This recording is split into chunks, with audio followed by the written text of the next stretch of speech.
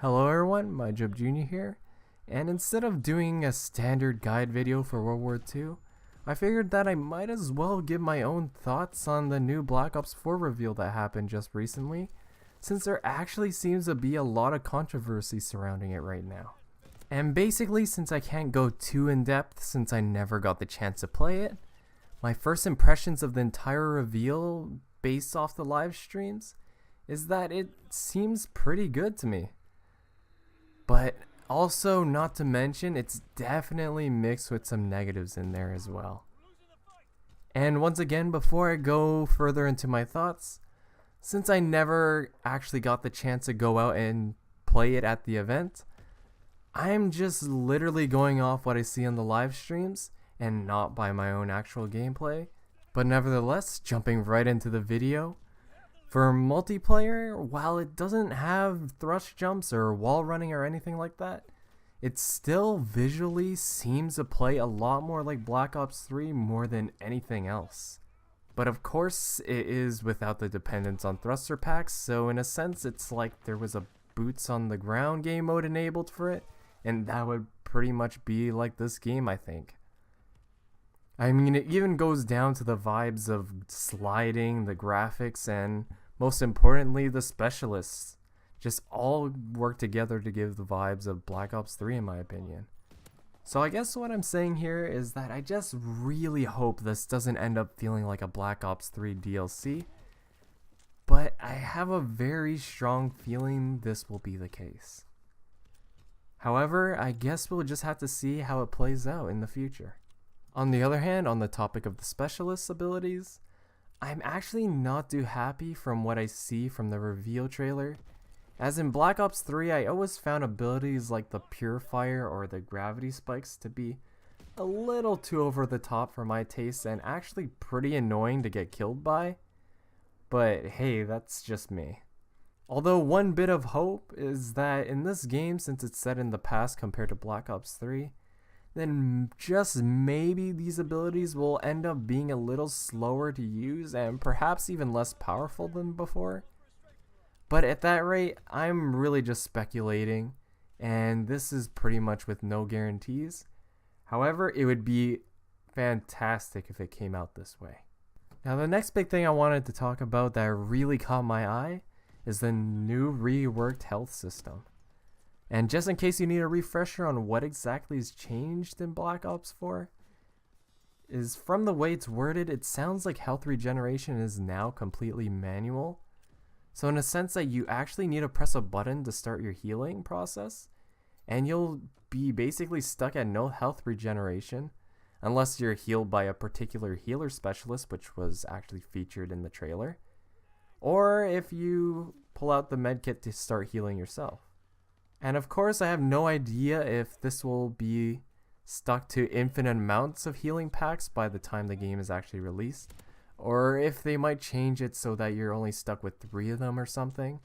Regardless of this, I feel like this just adds another layer of clunkiness to the game and unnecessary complexity, as now through most gunfights you'll have to just take the time to stand back and heal to get back to full health. And as we saw how on World War II went down at first, with its slow health regeneration times, everybody seemed to have issues with it and saying how sluggish it felt and pretty much holding back the gameplay. Although, I guess we could wait and see how it plays out. And after all, they'll probably be able to change a couple things post-launch, or even from beta feedback, based on how everybody's feeling about this. However, overall, aside from all the things I just talked about right now, is that the multiplayer looks very refined and polished compared to the other Call of Duty games that we gotten so far, as they really seem to put a lot of attention to detail in this one when it comes to the design of the maps and characters in the game. As compared to other Treyarch games, they actually don't look remotely as cartoony and goofy as Black Ops 3, which I really can appreciate. Let's just hope that they don't put over the top taunts again and clothing as we saw in Black Ops 3. I feel like we can really just go without those features. As for zombies, I can say that I'm not quite a fan of the mode in general, but the two maps they showed in detail looked pretty far-fetched looking and just gave an overall odd feeling to me. But then again, somehow zombies in Spaceland turned out to be quite fun, so who knows what to expect, as we really got no real gameplay on it so far.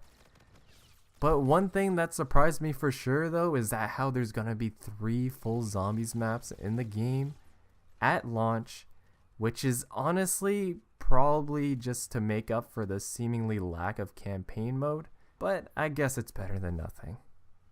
Speaking of which, with respect to the lack of a campaign, a lot of people seem to be very upset about it, and for a good reason, and I really don't personally blame them for it, as I too also enjoy Call of Duty campaigns for what they are.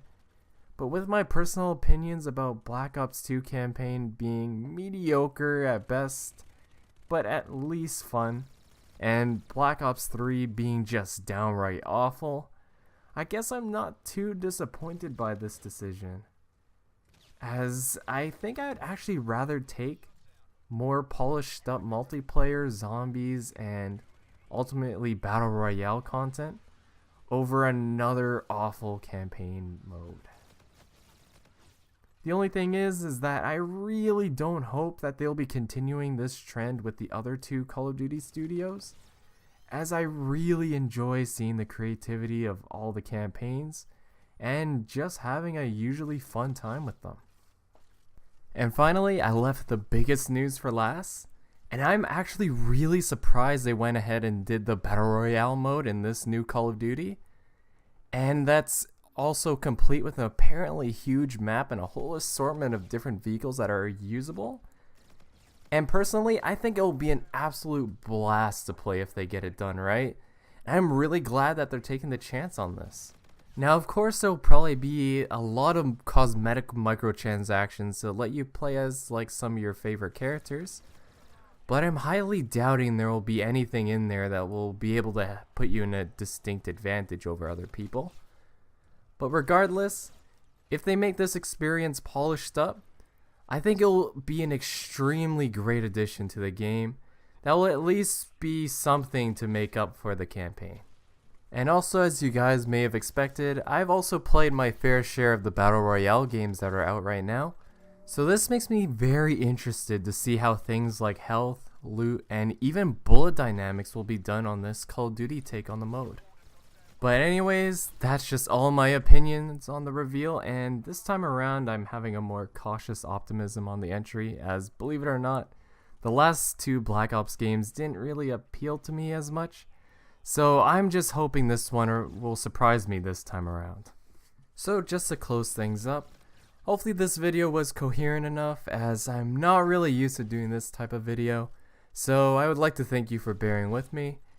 And I'm still working on that World War II M30 drilling video, when that should be coming up next, and it just kinda got delayed since I completely forgot that this reveal was gonna happen this week, but it is still on its way nonetheless. So as always, thank you for stopping by, and until the next video.